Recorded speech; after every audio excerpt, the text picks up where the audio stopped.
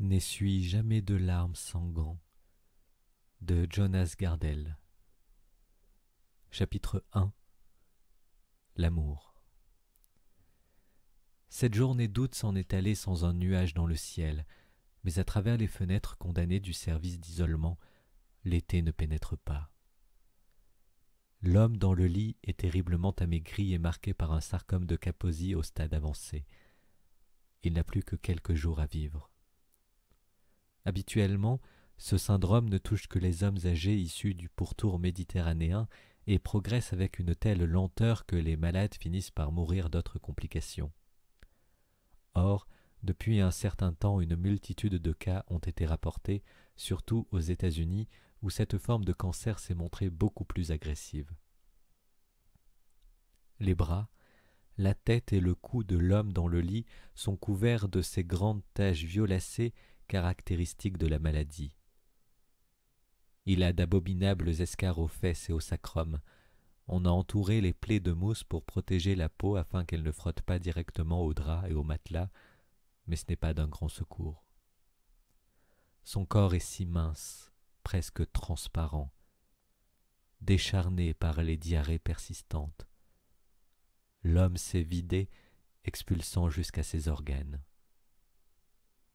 Il est seul. Il n'a jamais de visite. Depuis quelque temps, il a presque cessé de parler. Il reste alité, apathique, mutique. Il lutte. Parfois il pleure. De douleur ou de chagrin, personne ne le sait. Deux femmes accomplissent leur tâche en silence dans la chambre dépouillée, dont les fenêtres ne sont jamais ouvertes, dont la seule sortie est constituée d'un sas ouvrant directement sur la cour. Elles s'affairent autour du corps dans le lit comme des prêtresses officient autour d'un autel. Le jeune homme dans le lit a le regard rivé au plafond. Il transpire, il pleure, mais il ne parle pas. À son chevet se trouve une infirmière d'un certain âge et une aide-soignante plus jeune. La plus vieille travaille à l'hôpital des maladies infectieuses de Roslasktul depuis de nombreuses années. La plus jeune vient d'y être affectée. Toutes les deux portent des gants en latex, un masque de protection, une charlotte et une blouse jaune.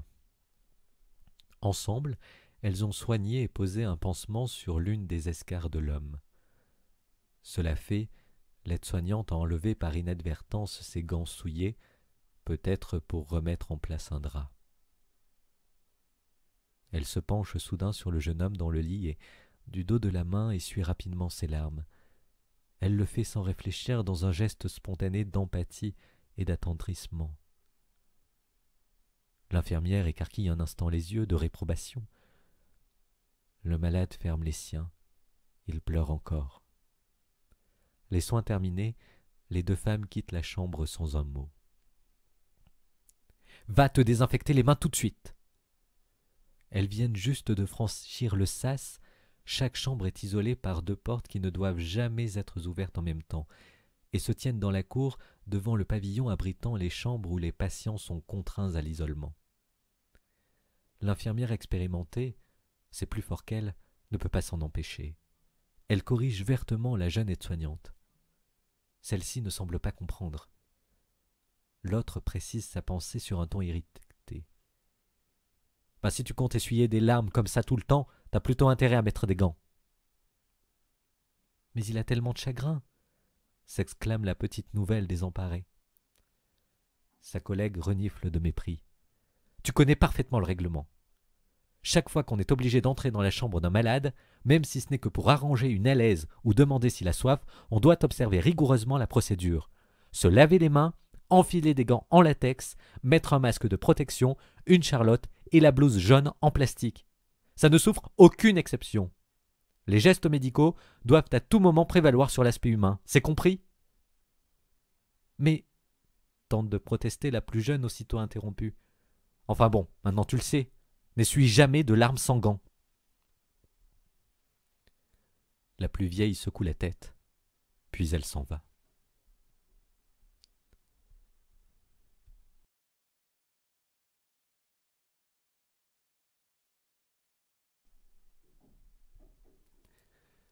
Ce récit parle d'une époque et d'un lieu. Ce qui est raconté dans cette histoire s'est réellement passé. Ça s'est passé ici, dans cette ville, dans ces quartiers, chez les gens qui ont leur vie ici, dans les parcs de cette ville, à ces terrasses de café, dans ces bars, ces saunas, ces cinémas porno, ces hôpitaux, ces églises, ces cimetières. C'est dans les rues et dans les immeubles de cette ville, chez ces gens, que ça s'est passé. Ce qui est raconté dans cette histoire s'est passé simultanément dans beaucoup d'autres lieux, à la même époque, mais c'est à d'autres d'en faire le récit. Ce qui est raconté dans cette histoire continue de se passer aujourd'hui, ça se passe tout le temps, mais ça non plus n'appartient pas à ce récit, même s'il se perpétue jusqu'à nos jours. Raconter est une sorte de devoir, une manière d'honorer, de pleurer, de se souvenir, une manière de mener la lutte de la mémoire contre l'oubli. La petite maison n'a en soi rien de remarquable, mais elle se dresse tout en haut d'un rocher à pic qui plonge dans l'eau. Perchée comme un nid, elle contemple la mer. Cette maison, dont leur mère a hérité, ressemble en réalité davantage au repère d'un oiseau qu'à une maison de campagne. Le choix a été fait lors de sa construction de ne pas la disposer parallèlement à l'eau, mais en angle par rapport à la baie, de sorte que, depuis la véranda, on bénéficie d'une vue imprenable sur la mer et le soleil du soir, tout en demeurant à l'abri du vent, pour peu qu'il ne souffle pas directement du nord. « Notre tour de garde, rien qu'à nous », dit souvent leur père pour plaisanter, et tous de prendre alors une mine réjouie car c'est tellement vrai. Cette bâtisse est leur tour de garde. En ville, ils occupent un logement sombre et exigu, alors que cet endroit est inondé d'une lumière quasi irréelle et offre un panorama aussi loin que porte le regard. Ce n'est pas sans rappeler la différence entre le monde des ténèbres, condamné à l'anéantissement dans lequel vit l'humanité, et le monde nouveau qu'ils attendent eux, avec son flot de lumière qui résulte de la présence de Jéhovah. Plus tard, lorsque de loin en loin Benjamin se souviendra de son enfance, c'est d'abord l'image de la maison d'été qui surgira dans son esprit. La mer, la lumière, cette lumière qui décidément frôle l'irréel, la véranda, les marches étroites et bancales qui descendaient vers le ponton et la plage, une image d'éternité. C'est un soir, entre la fin du printemps et le début de l'été. Les mouettes crient, le soleil brille sur la baie en contrebasse, et rayons mêlés aux lueurs du ciel et de la mer se reflètent dans toutes les fenêtres de la véranda. L'hiver est enfin vaincu. Il n'y a plus d'hiver. À l'instar de la mer quand Jéhovah a instauré son royaume, « Et j'ai vu un nouveau ciel et une nouvelle terre, car l'ancien ciel et l'ancienne terre avaient disparu, et la mer n'est plus. » Dans la journée, ils sont allés à la pêche au hareng.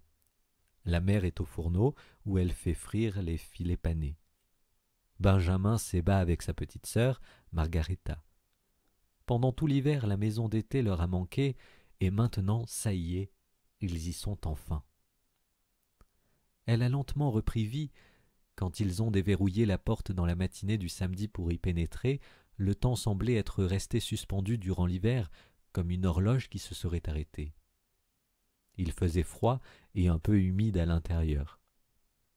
Par terre, Benjamin a découvert 3 petits soldats en plastique vert et une petite voiture. La poupée de Margareta, celle qui ferme les yeux toute seule, traînait dans un coin. Ils étaient sûrement en plein jeu, lui et sa sœur, au moment de quitter la maison l'automne dernier. Sur la table, resté ouvert, un exemplaire du quotidien Degens Nyheter, daté du 7 octobre 1969. De l'année dernière, donc. Benjamin a éplé laborieusement les gros titres, car l'année dernière il ne savait pas encore lire. Il a appris au cours de l'hiver. Ils ont profité de ce week-end pour ouvrir la maison le temps de la saison estivale, pour aérer, pour faire le ménage et les lits. Benjamin et Margareta ont surtout joué en courant dans tous les sens. Mes deux petits cabris, dit souvent leur père en riant. Pendant que la mère prépare le repas, le père nettoie les vitres de la véranda. Ça ne le dérange pas d'avoir Benjamin et Margarita dans les pattes. Et quand elle grimpe sur la balustrade de la véranda, il n'interrompt pas son travail. Il ne la regarde même pas.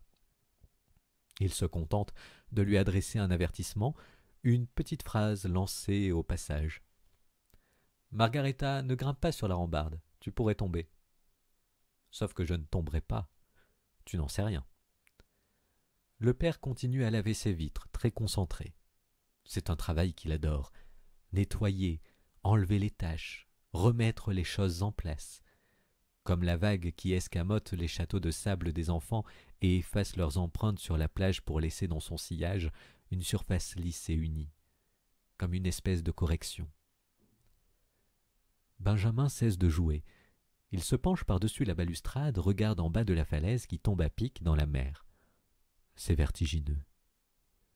La mère apporte assiettes, verres, couteaux et fourchettes. Elle commence à mettre la table. « Est-ce qu'on meurt si on tombe d'ici » demande Benjamin. Il se trouve très haut. Tomber est un péché. Celui qui tombe a lancé un défi à Dieu. « Fais voir » Sa petite sœur se penche à son tour, là où elle vient de grimper. Comme son grand frère, elle veut regarder la falaise. Benjamin se penche un peu plus encore dans le vide. Margarita rit et l'imite. Le soleil brille, les mouettes crient. La mère pose un couteau et une fourchette à côté de chaque assiette, méticuleusement, méthodiquement, tout en fredonnant. Benjamin sent ses muscles se tendre, son corps se préparer à sauter. Il se balance sur la rambarde. Manquant de perdre l'équilibre, il est parcouru de frissons. L'abîme est béant. Margarita rit encore plus fort et grimpe encore plus haut. Elle se pousse pour ainsi dire par-dessus, et là quelque chose semble soudain déraper. Elle rate à sa prise, elle glisse de plus en avant, plus vers le bas. Elle tombe d'abord lentement, puis d'un seul coup très rapidement. Au même moment, le père abandonne son nettoyage des fenêtres et se précipite sur sa fille. Il la rattrape, elle n'a même pas le temps d'avoir peur. Il la descend de la balustrade en la tenant dans ses bras avant que l'accident n'ait eu lieu. Il en profite également pour éloigner son fils en le serrant contre lui. Et avec la même voix calme mais ferme qu'auparavant, il répond à sa question par ces mots. « Je pense, Benjamin, que nous allons nous abstenir de le vérifier. » Aucune autre réponse. La discussion est close. « Toujours est-il que le repas est prêt, » dit la mère, qui, de ce pas, va chercher le plat dans la cuisine.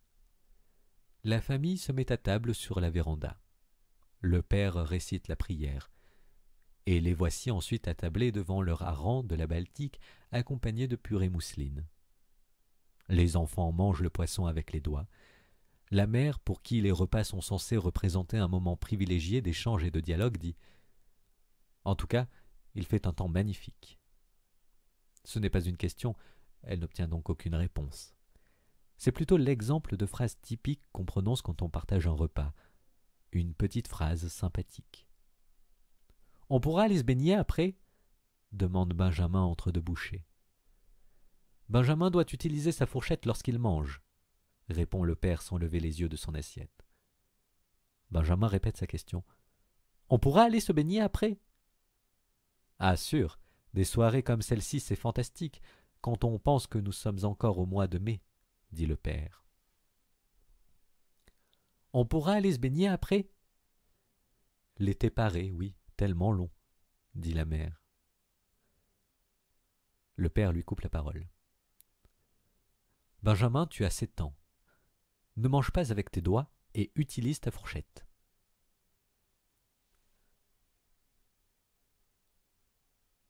Un autre hôpital. Une autre chambre de malade. Stockholm, hôpital Söder, service 53, chambre 5. Blanche. Des murs dépouillés. Hormis un tableau, un seul. Une lithographie. Des rectangles qui se chevauchent. Qui a bien pu avoir l'idée de l'accrocher ici? S'agit-il d'un élément de décoration censé égayer la pièce? Près du lit d'hôpital, une table avec des cotons-tiges, du sérum physiologique, des médicaments, un verre de jus d'orange avec une paille, des tulipes rouges dans un vase, des journaux de la veille datés du 10 mars 1989 et tous barrés de gros titres au sujet de l'affaire Ebbe Carlsson, scandale politico-judiciaire plein de rebondissements et évidemment lié à l'assassinat toujours non élucidé d'Olof Palme. À la tête du lit d'hôpital, un goutte-à-goutte qui diffuse de la morphine, des antibiotiques et une alimentation parentérale dans les veines du jeune homme alité, des tuyaux plantés dans les bras, dans le nez. À côté du lit d'hôpital, un autre jeune homme, assis sur une chaise. Il veille. Plus tôt dans la journée, quelques amis sont venus lui tenir compagnie. Mais en ce moment, il est seul avec le malade. Il lui lit des poèmes à haute voix. « Je vais continuer avec un poème de Karine Boy, dit-il. Autrefois, notre été s'étirait en éternité. Nous flânions sans fin sous le soleil autrefois. L'espace d'un instant, il regarde par la fenêtre. L'hiver vient de faire une embardée dans le printemps. Il voudrait ouvrir la fenêtre, mais la fenêtre est impossible à ouvrir. Puisque tout dans cette chambre d'isolement est scellé, condamné. Il ferme les paupières, il convoque dans son esprit une soirée de mai. C'est tout au début de quelque chose. Un parfum de merisier pénètre par la fenêtre ouverte, et il est imminent. Cet été qu'ils ont tant attendu, cet été qu'ils s'étaient fixé comme objectif. Au moins jusqu'à l'été, s'était-il dit, et de Topella même. Il lui arrive de sentir le désespoir l'envahir quand il y repense. Il rouvre les yeux, il est de retour. La fenêtre est fermée. Entre ces quatre murs, une odeur de désinfectant et des effluves indéfinissables, douceâtres, écœurants, qu'il associera pour toujours à cette chambre. On n'est pas en été. C'est l'hiver en plein printemps. « Je n'ai plus faim, je peux sortir de table ?» demande Margareta. « Tu es sûr que tu as assez mangé ?» réplique la mère. Le fils se lève, impatient. « Moi, je suis sûr que j'ai assez mangé. On peut aller se baigner maintenant ?» Benjamin se tourne et voit son reflet dans la fenêtre tout juste lavé. « Il ne fait pas trop froid pour se baigner ?» objecte le père. « Il ne fait pas froid du tout !» dit Margareta. « Tu n'en sais rien, » dit la mère. « Je te sers un café, Igmar ?»« Oh oui, ça me ferait bien plaisir, ma colombe. Quant à vous, il faudra attendre une demi-heure avant de vous baigner. Autrement, vous risquez de vous noyer. » Benjamin se regarde dans la fenêtre propre. Il se plonge dans son reflet. Ça lui arrive de temps en temps. Il remue le bras lentement et voit son double limité. Il étudie ses yeux, son visage, incline un peu la tête d'abord d'un côté, puis de l'autre. Soudain, il applique ses deux pommes sur la vitre. Ses mains y laissent une empreinte visible. « Pourquoi tu as fait ça ?» s'exclame le père irrité. « Moi qui viens de faire les carreaux. » Benjamin revient à la réalité. Émerveillé, il voit les empreintes de ses mains. Il pense « Je suis ici ». C'est une pensée grande et puissante. Il vient de découvrir qu'il existe. Toute sa vie durant, il se souviendra de cet instant très précis. La soirée d'été, la véranda, la mer. Les marques laissées par ses mains sur la vitre. L'instant où il a eu un aperçu de lui-même. Il a vu quelque chose dans le miroir de la fenêtre, quelque chose qui lui a rendu son regard, qui a approuvé d'un hochement de tête. Ce sera l'un de ses premiers souvenirs indélébiles. Maintenant, tu vas chercher le chiffon et le produit à vitre, et tu m'effaces cette trace, s'il te plaît. Le père continue de manger, il fait toujours ça. Il n'élève pas la voix, il ne se met pas en colère, il tranche une question. Dès lors, c'est comme ça et pas autrement. Puis les autres s'y plient, ils veulent obéir. Benjamin aime son père, et il aime l'autorité du chef de famille, le fait qu'il décide ce qui doit être. Ce n'est pas grave, dit-il gaiement. Moi je trouve ça rigolo de nettoyer les carreaux.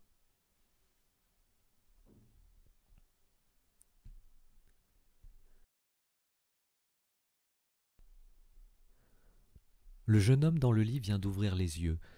Son regard fouille inlassablement le plafond. Il transpire, il respire, entêté, terrorisé. Respirer est un effort. Il est étendu, les pommes tournées vers le haut, comme en prière. Il gémit, il est très fatigué, il a très peur. Les larmes coulent sur ses joues. Il pleure, il n'en finit pas de pleurer. Le jeune homme assis à son chevet essaie de ne pas voir que l'homme dans le lit pleure. Il essaie au contraire de se concentrer sur le poème qu'il lui lit. Ne pas élever la voix, ne pas se laisser submerger par l'inquiétude de l'autre. Garder son calme, son autorité. Grâce à son autorité, il va rasséréner le malade. Amour et contrôle, les deux sont indissociables. En fait, il voudrait crier et agripper l'homme qu'il aime, le secouer pour le ramener à la vie, le frapper, le caresser, le consoler. Ne pleure pas, mon amour. Il ne faut pas que tu pleures. Or, il ne crie pas. Il ne crie, ni ne frappe, ni ne caresse, ni ne console. Il lit, c'est tout. Il lit le poème de Karine Boy et en tentant de s'approprier les mots. Sans appréhender l'approche du soir, nous chavirions. L'émotion lui serre la gorge, malgré lui. Il est obligé de prendre une profonde inspiration pour étouffer les pleurs qui menacent de jaillir. Il se force à poursuivre la lecture, posée et imperturbable, exactement comme il a été éduqué à le faire, exactement comme l'aurait fait son père.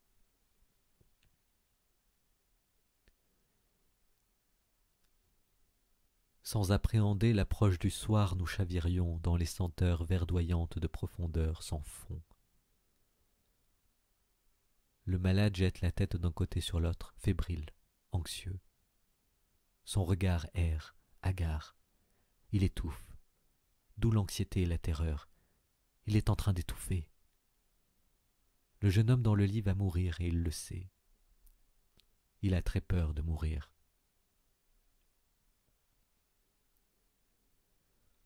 Margareta et Benjamin jouent tout nus sur le rivage et sous le soleil du soir. Il ne fait guère plus de 15 ou 16 degrés, mais ils ont tellement attendu ce printemps, cet été, qu'ils ne peuvent plus attendre. Leurs parents les regardent. Le père nettoie la plage des cailloux rejetés par les vagues, qu'il lance ensuite dans la mer. Même à cette heure tardive, le soleil brille tellement fort que le sable semble en feu. L'eau scintille, les bouleaux et les trembles près du ponton sont flamboyants. Bon, moi je vais faire trempette, décide d'un seul coup le fils qui avance de quelques pas dans l'eau. Mais Benjamin, la mer est glacée, proteste sa mère debout à côté du père sur la plage. Il ne l'écoute pas, continue de barboter. Et la mer est réellement glacée. Tant pis, il y va quand même. Pas plus loin que le nombril alors, lance le père. Benjamin s'arrête, croise les bras, prend une grande bouffée d'air. Puis, dans un mouvement lent mais déterminé, il s'enfonce dans l'eau encore si froide.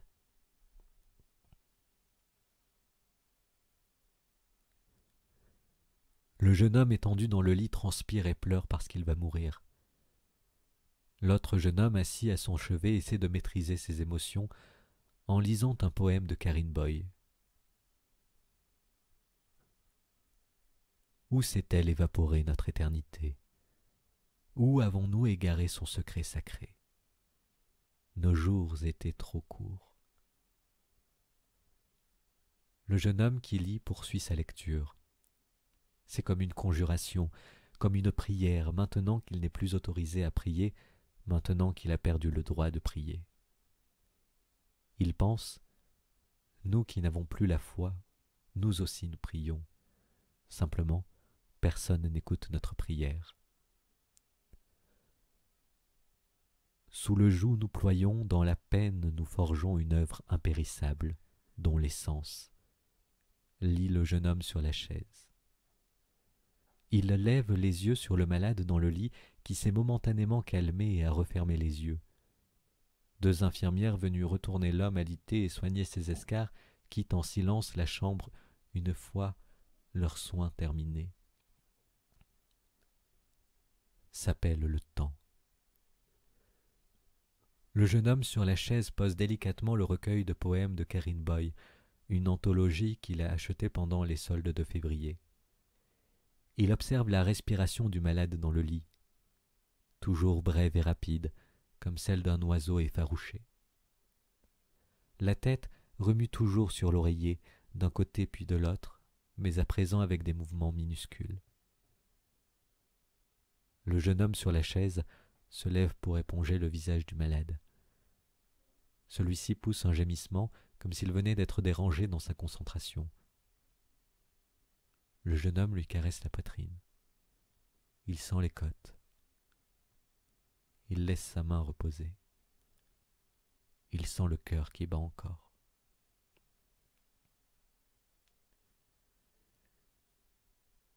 Benjamin a fini de faire trempette. Il sort rapidement de l'eau. « Vous avez vu mon plongeon » crie-t-il tout fier, tout content, avant d'y retourner en courant. « Parfait » répond le père sans même l'avoir regardé, car il surveille Margareta du coin de l'œil, assise sur le sable mouillé. « On rentre maintenant avant que vous ne soyez mort de froid. » Britta glisse sa main dans celle d'Ingmar, pour le forcer à lâcher la bride un instant. En fait, elle l'aime pour son autorité de chef de famille, son sens des responsabilités, sa maîtrise des choses. Mais il n'est pas non plus interdit de se détendre et de se laisser aller, ne serait-ce qu'un tout petit peu. Elle regarde la mer lisse comme un miroir et les enfants qui se baignent. Elle pousse un soupir de bonheur. Autrefois notre été s'étirait en éternité, dit-elle en serrant doucement la main de son époux. Il n'a pas dû reconnaître le verre de Karine Boy ni remarquer qu'elle lui tenait la main, forcément, car il se détourne d'elle pour ramasser le grand drap de bain. Comme d'habitude, elle est parcourue d'un frisson de déception quand il porte son attention ailleurs. Il le fait avec désinvolture, ça ne lui coûte absolument rien de la repousser. « Allez, venez maintenant les enfants, j'ai dit, » crie-t-il. « Venez que nous vous essuyions. » Il tient le drap de bain comme un défi lancé à Benjamin, toujours avec de l'eau à 15 degrés jusqu'à la taille, et à Margareta assise les fesses dans le sable froid et mouillé. Les enfants obéissent tous les deux, ils se précipitent dans ses bras. Tel un ange gardien, il les enveloppe de sa chaleur. Benjamin dort dans la couchette du haut, Margareta dans celle du bas. Tout est dans l'ordre des choses. Le garçon porte un pyjama délavé trop petit pour lui, imprimé de petits éléphants qui se tiennent sur des sortes de ballons de plage. Le pyjama est resté dans la maison l'été pendant l'hiver. Il le renifle. Son pyjama d'été. Il s'est poussé pour faire de la place sur l'oreiller à ses deux peluches préférées, un nounours en piètre état et un petit chat en tissu. Il aime leur offrir les endroits les plus confortables du lit, et tant pis s'il est obligé de se recroqueviller sur le matelas au bas de l'oreiller. Comme toujours, Margareta a emporté un tas de Picsou Magazine dans le lit. La mère est assise sur une simple chaise en bois, à côté de la couchette inférieure, elle récite la prière du soir. Le store enrouleur bouge un peu dans la légère brise. L'air un peu plus frais s'insinue dans la chambre comme un petit ruisseau. Tout est exact et calculé par Dieu. Tout est comme ça doit être. La mère prie à voix haute pour eux. « Jéhovah Dieu, commence-t-elle. et Benjamin et Margareta ferment les yeux pour se laisser pénétrer par la voix de leur mère et son invocation. Jéhovah Dieu, Jéhovah Dieu. Jéhovah Dieu qui s'est révélé à Moïse dans un buisson ardent, qui a guidé son peuple à travers le désert, qui a divisé les eaux de la mer Rouge pour que ses élus puissent marcher les pieds au sec au fond de la mer, qui a laissé la manne tomber du ciel pour les nourrir. Jéhovah Dieu, prit-elle, nous te remercions d'avoir pu vivre ce jour et d'être tes témoins. Nous te prions de veiller sur Margareta et Benjamin, sur papa et moi cette nuit, pour que nous ayons un bon sommeil et que nous puissions nous réveiller demain et continuer à honorer et sanctifier ton nom dans tous nos actes. Benjamin se met en chien de fusil sur le matelas. Il lève brièvement la tête pour s'assurer que les nounours et le chat sont bien à leur place attiétrés sur l'oreiller. Il entend la voix de sa mère. Une moustiquaire fixée dans l'encadrement de la fenêtre laisse entrer la fraîcheur de la soirée. Il repose dans cette sécurité qui est Jéhovah. Il ferme de nouveau les yeux et, si sa maman avait pris la peine de regarder, elle aurait vu qu'il souriait. Ingmar débarrasse la table du dîner. Il a un torchon jeté sur l'épaule.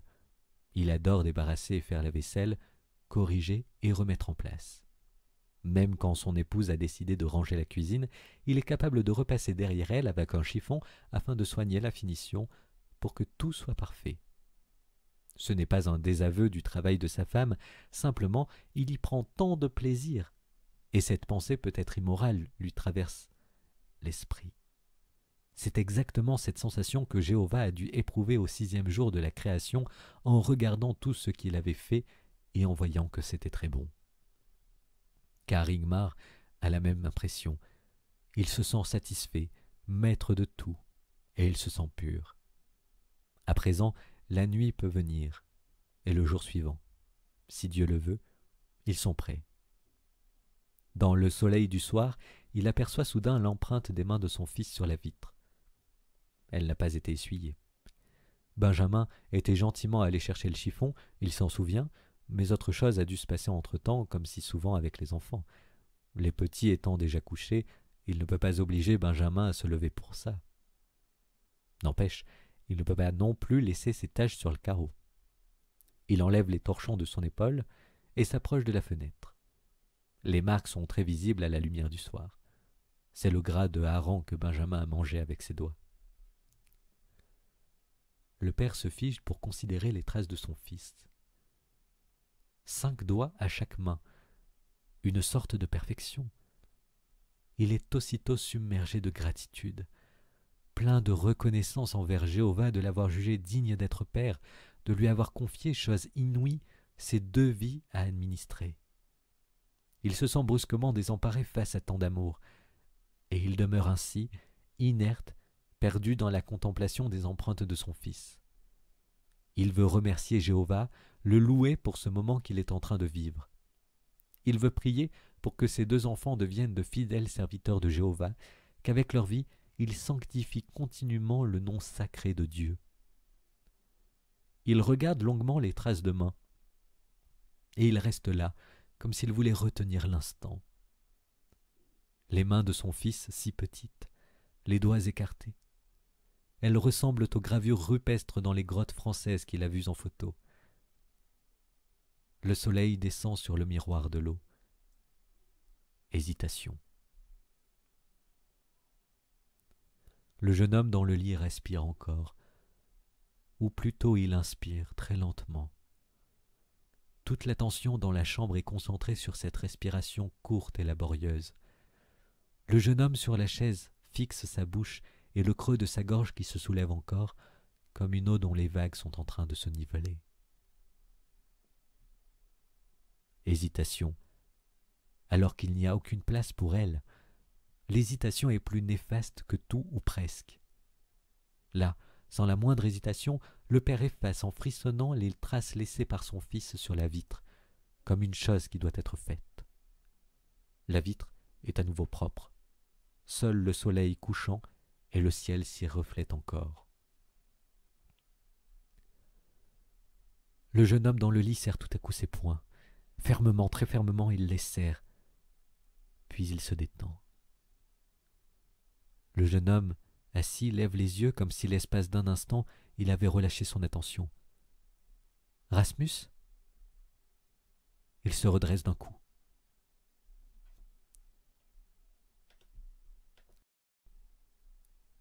Rasmus? Sa voix, il l'entend. Sa voix à elle qui fuse au loin, qui ne l'atteint pour ainsi dire pas. Il n'est pas obligé d'y prêter attention. De toute manière, si elle cherche, elle finira par le trouver, puisqu'il ne s'est pas caché, pas du tout. Il a uniquement disparu en lui-même. Encore. Comment pourrait-il l'expliquer?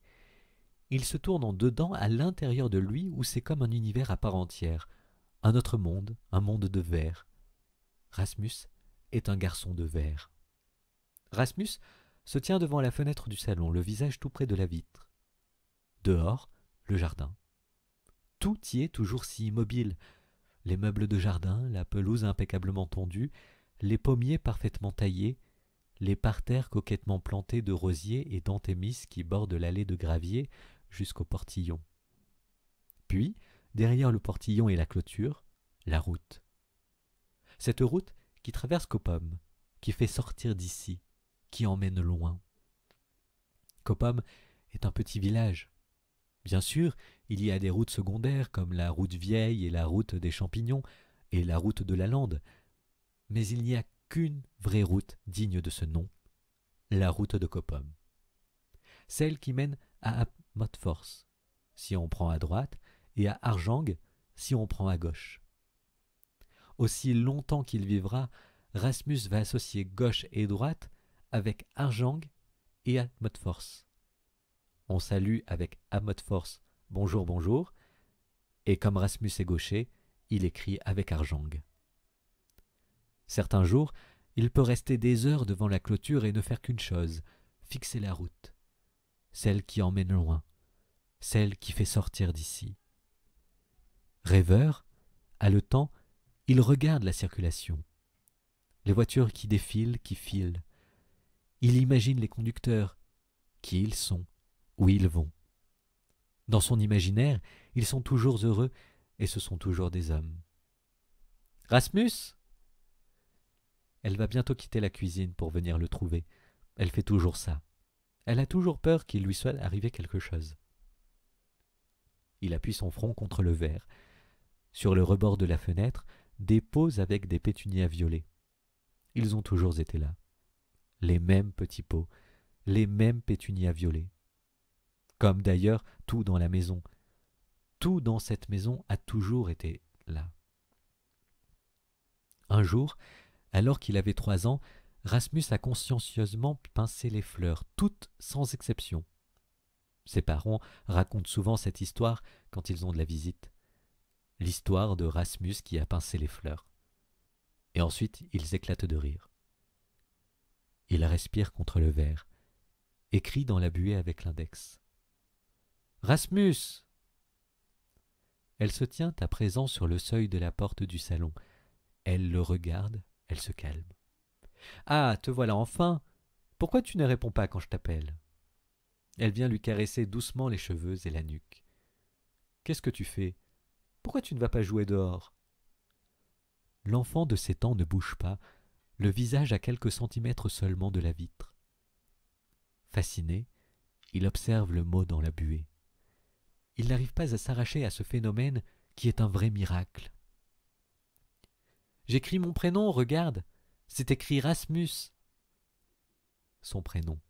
« Je vois ça, oui, tu as écrit Rasmus. » Elle change de sujet, tente de paraître pleine d'entrain et d'insouciance. « Écoute, je viens d'avoir Eric avec un copain dehors. Tu ne veux pas aller demander si tu peux jouer avec eux ?» Comme d'habitude, il fait semblant de ne pas l'avoir entendue, bien qu'elle se tienne tout près de lui. Comme d'habitude, il est complètement plongé dans son monde. « Regarde, maman !» s'écrie-t-il émerveillé, et d'un signe de tête, il montre la vitre où les lettres qu'il a tracées avec l'index sont en train de disparaître. « Mon prénom, il s'efface !»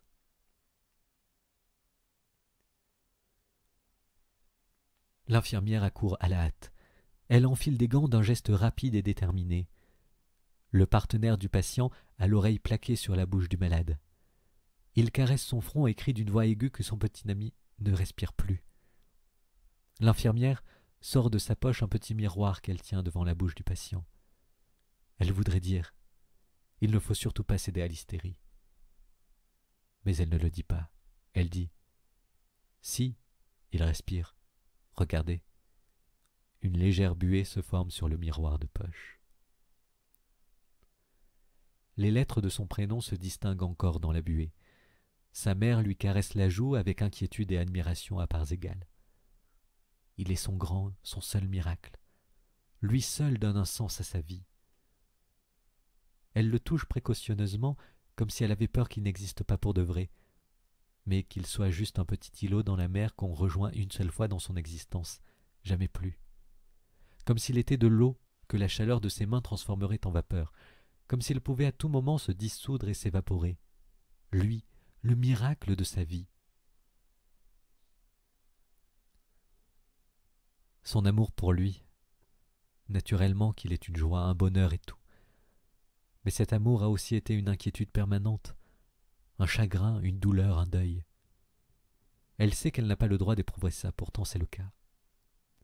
Ce chagrin, il est épais comme un ciel gris et bouché. Il est une pression qui pèse sur sa poitrine et elle sait qu'elle doit apprendre à vivre avec cette pression qui n'est autre que le poids de son fils. Ou plus exactement, l'absence de son fils. Un membre fantôme. Quand il était bébé, elle le mettait souvent debout sur sa poitrine en le tenant avec les mains, et il riait. Il avait alors des yeux si heureux, si joyeux, et elle sentait le poids de son petit garçon comme une pression sur sa cage thoracique. Cette même pression, ce même poids, elle les ressent toujours. Ou plutôt, elle les ressent surtout quand il n'est pas auprès d'elle. Elle ressent la pression et le poids de son fils. Et si là, tout de suite, elle avait pu le voir, elle aurait pu du même coup voir s'il riait et si ses yeux étaient heureux. Mais elle ne peut pas le voir. Elle peut seulement l'évoquer comme un écho ou comme une ombre, et elle comprend alors que le véritable deuil, ce serait ça. Le perdre, ne plus jamais le voir, ne plus jamais le toucher, quand tout ce qui reste serait le poids, la pression et la douleur fantôme dans sa poitrine. Son absence. C'est pourquoi elle est presque au bord des larmes, même quand elle l'a auprès d'elle, même quand il se tient tout près et que, époustouflée, elle caresse sa nuque, ses cheveux, car elle sait qu'il est en train de s'éloigner. Ça doit forcément se terminer ainsi. Il va s'éloigner d'elle. Dissous comme la vapeur, comme la brume du matin, si fragile, si précieux. Elle le touche, inondée de tendresse et d'inquiétude. Elle voit Éric, le fils des voisins, jouer avec des enfants de l'autre côté de la route. Erasmus ne devrait pas être ici à l'intérieur avec elle. Il devrait être dehors avec les autres. Il devrait courir partout et s'amuser. Il ne devrait pas être ici à respirer sur le verre et écrire son prénom dans la buée avec le doigt. Pourquoi tu ne vas pas jouer dehors avec les autres enfants ? Elle n'attend pas de réponse. Il semble déjà très loin, déjà dans un autre monde. Les années ont passé. Le paysage défile à toute vitesse. Rasmus regarde dehors. L'enfance est terminée. Son visage se reflète sur la vitre. Le compartiment est presque vide. De temps en temps, un monsieur des wagons non-fumeurs entre pour fumer une cigarette sans un mot ou un hochement de tête pour lui. Puis il repart. Les petits cendriers métalliques sont remplis de mégots. Un panonceau sur le rebord de la fenêtre indique qu'il est interdit de se pencher au dehors et de jeter des objets susceptibles de provoquer des incendies ou autres dommages. Rasmus porte le vieux duffel-coat de son père. Dans ce manteau, un poil trop grand, il peut en quelque sorte s'en mitoufler, il peut s'en envelopper. Dehors, des champs et des forêts, une route par-ci par-là, un village. Le compartiment est une capsule. Il est en route maintenant. Quand il quittera la capsule, il débarquera dans sa nouvelle vie et ne reviendra plus jamais. Il est en route pour un chez lui qu'il n'a jamais vu. Un contrôleur ouvre la porte. Son uniforme lui donne une apparence autoritaire. Il a le menton large, le fond de la barbe sombre, des yeux marrons et chaleureux. Prochain arrêt, Catherine Holm, dit-il. Le suivant, Södertälje, sud. Rasmus essaie de capter son regard. Une brève seconde, ils se regardent dans les yeux. Et c'est soudain comme s'ils se déchiffraient, comme s'ils concluaient une sorte d'accord. Ou bien c'est juste Rasmus qui se fait des idées. Le contrôleur referme la porte du compartiment et s'éloigne. Parcouru d'un frisson, Rasmus se penche en avant, se cache les yeux dans ses mains et rappuie son front contre la fenêtre. Un jour, aux urgences d'un hôpital, un jeune médecin l'a touché avec une douceur si particulière que ça l'a chaviré. Il avait ces mêmes yeux marrons et chaleureux que le contrôleur. Un jour, un étranger a collé son genou contre le sien dans le train entre Amotfors et Charlottenberg, et il a gardé son genou serré comme ça, alors que rien ne l'y obligeait. Ils sont restés dans cette position pendant quasiment tout le trajet. C'était presque un pacte. Un jour, à la piscine d'Arvika, un type a commencé à se tripoter devant lui quand ils se sont retrouvés seuls dans le sauna. Rasmus a senti la panique le gagner. Il n'avait pas de serviette pour se cacher. C'était un bel homme. Rasmus devait avoir 16 ans environ. Un peu plus tard, le type a essayé de l'attirer dans sa cabine. C'était tellement bouleversant que Rasmus en avait le souffle coupé.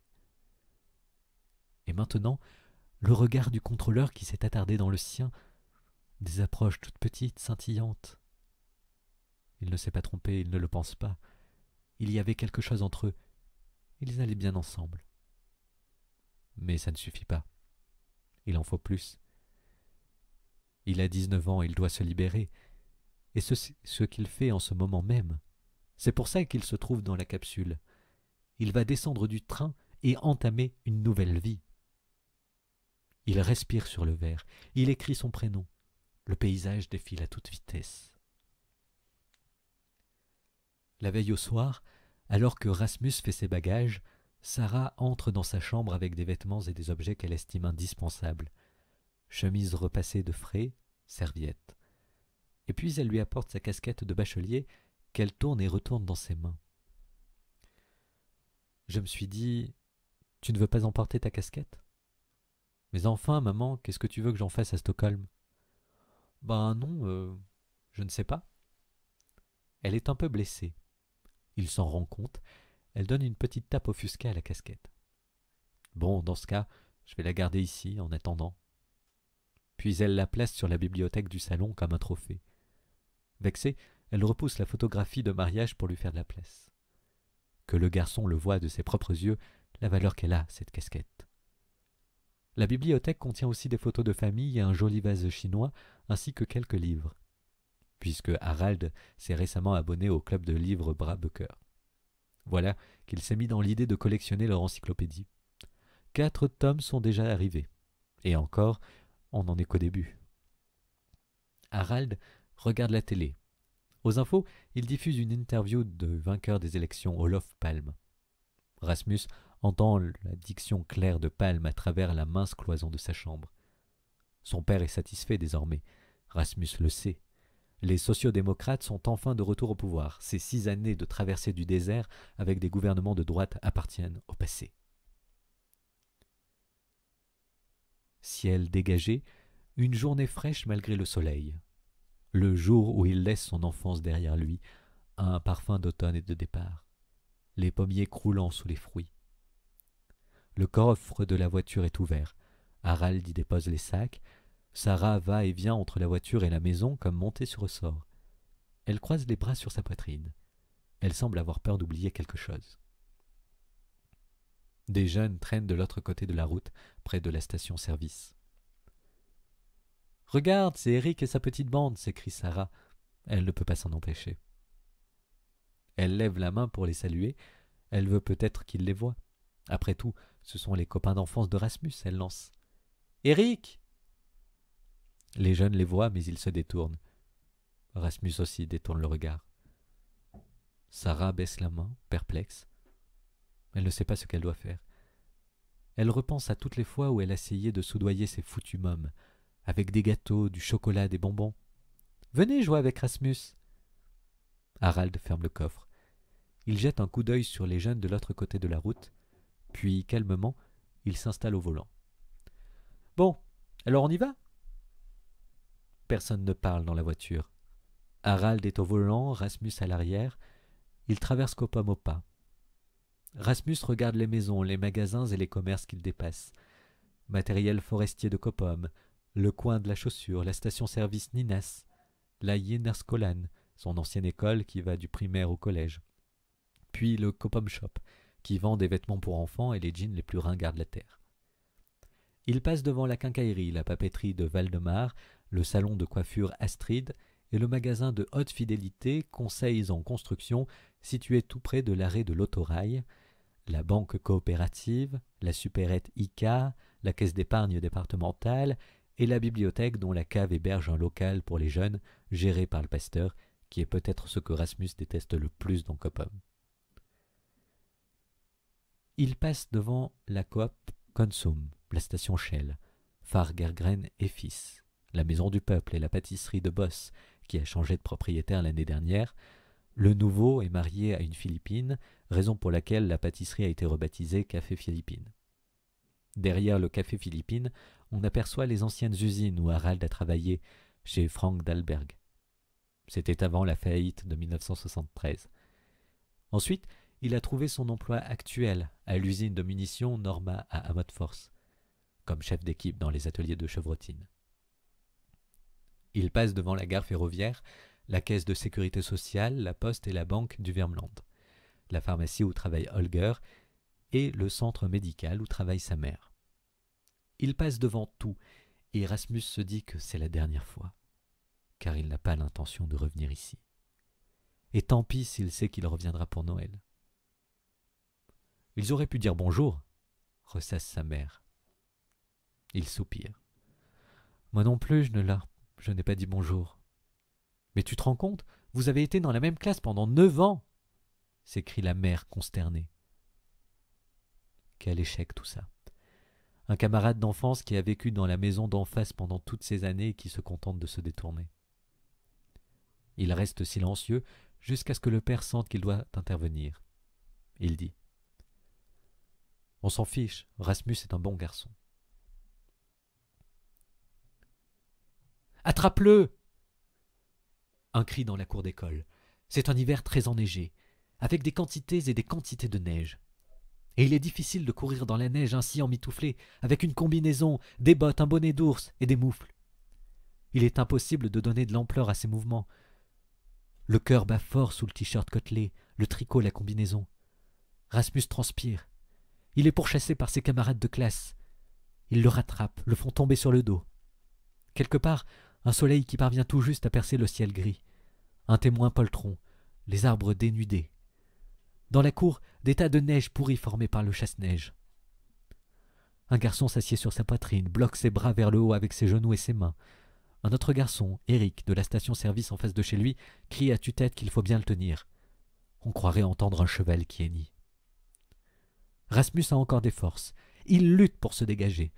C'est tellement dur de bouger avec tous ses vêtements sur le dos, cette combinaison. Les mouvements sont comme assourdis. Le garçon n'a aucun mal à rester à califourchon sur sa poitrine. Eric continue à crier ses ordres stridents comme s'il était officier. « Prenez de la neige, défoncez-lui la gueule, putain !» Un autre garçon prend une poignée de neige et s'en sert pour lui frotter le visage. Il l'enfonce sous son pull, sur sa poitrine, sur son ventre. La neige est piquante, elle lui brûle le visage. La neige est froide et sèche et piquante. Un troisième garçon arrive en courant avec de la neige pleine de pisse de chien, jaune foncé. Il lui en frotte la figure, la font entrer dans sa bouche, l'introduisent de force entre ses lèvres.